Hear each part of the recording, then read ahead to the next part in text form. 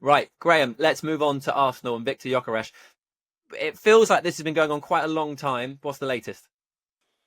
Yeah, it's nearly over the line now. The deal has been done between the two clubs. It was really close last week, and it was just agreements over how much money Sporting would get initially, and then in payments. So there was never a problem with the overall fee. The value of the player.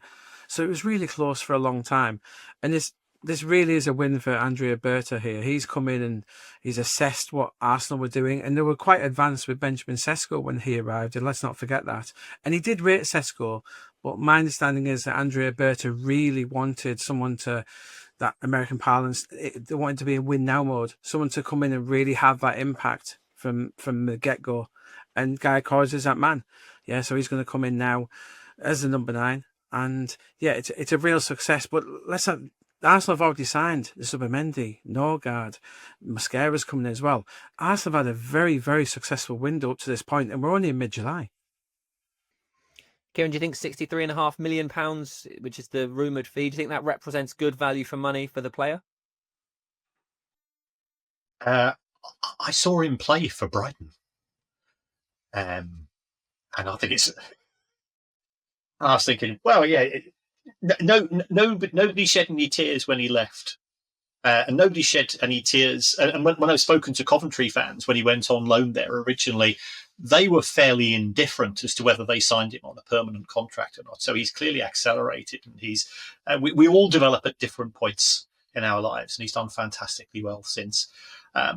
If he's going to deliver as a first tier elite striker at that price, it's good value for money, because you look at the price that Liverpool are asking for Diaz, for example. They're sticking out for 100 million.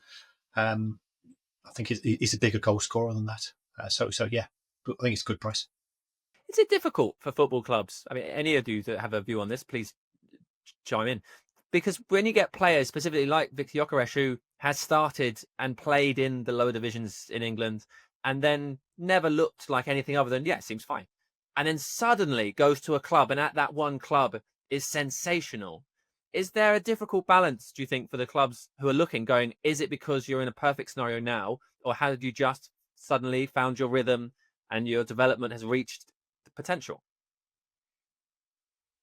That's part of the joy of the game, because are you just in a sweet spot? I mean, I think anybody that's ever played sport at any level, I've always been more of a cricketer than a football player, and I had one period of 6 weeks where I could do no wrong. I was picking up 5-4s and 6-4s week after week, and then the form just disappeared. And you talk to anybody, and you look at some of the people that have made progress in Wimbledon and in rugby and so on. Sometimes everything just feels right. But yes, Gyokeres has done superbly well. Is it because he fits into the culture where he is at present, or is it the fact that he's actually a better player than many people gave him credit for when he was in England? I'm going to ask you, Kieran, and Graham, to try and do something. I think it's quite difficult. I think as football fans, we hear about clubs being involved. So if we look at Brian and Mbeumo and Manchester United, and that was maybe 60 days ago that David Ornstein first announced that looked like that was going to happen. And in that time, nothing's happened publicly. We're not really aware of much apart from talk about different fees. If you were negotiating in a shop, if you were somewhere and you were haggling, all of that negotiation would happen in one go, and it would all be very clear and straightforward. Why is it some transfers, like if you look at Arsenal and Norgard, they're able to happen in what seems like no time at all, and others take such a long time? Because presumably a negotiation can take a very long time, and these are multi-million-pound deals and therefore extraordinarily complicated. But the main ingredients of the deal should surely be things that can be negotiated relatively straightforwardly. I think it comes down to strength. If you look at any negotiation environment, you might have two parties that have equal power. You might have one party which has greater power than the other and is therefore able to leverage on the back of that. Brentford don't need to sell. The player has still got a period of his contract remaining. So they're prepared to be patient. If you look at Caicedo eventually going to Chelsea, Arsenal would bid 60 million 6 months earlier. Brighton were in a position they didn't need to sell, so therefore they said no. They then agreed a deal with Liverpool. the player decided he didn't want to go. So that you all three elements of this have got to work out. There's no doubt that I think that Mbeumo wants to play at Old Trafford, and that's Manchester United is a destination club. Everybody acknowledges that. But Brentford, in my opinion, are one of the savviest, if not the savviest, club in the Premier League. Matthew Benham is an extremely smart guy, and he won't be browbeaten in terms of the cash flows. And I think that's everybody focuses on the price, but is it a case of getting 60 million up front? Is it spreading it over 3 years? Is it spreading over 5 years? That has huge implications for Brentford in terms of their budget. And also, you look at Manchester United, they owe £400 million in outstanding transfer fees. They can't afford to write out a cheque for 65, 70 million this summer. So I think trying to get the nuances of the cash flows correct has to work for all parties. Mark, what's it like when you're officiating and there are new players and big players coming to the league?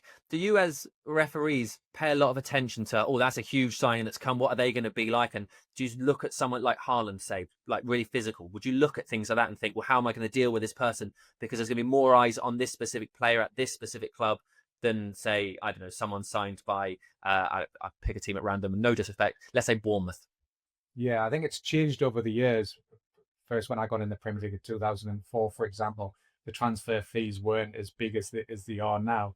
You're talking from players' point of view. You meet them in Champions League, you meet them in World Cups, you meet them in international tournaments. So even in the youth at tournaments, you see some of the younger players coming through. I remember in 2011 in the Under-20 World Cup in Colombia, James Rodriguez, for example, was a young player for Colombia. You saw him develop as I was developing in refereeing. He was developing as a player. So you do meet them. And you do see them, and the thing what I see now, certainly with clubs more than ever now, is the protection, and I think that's why the game's changed so much.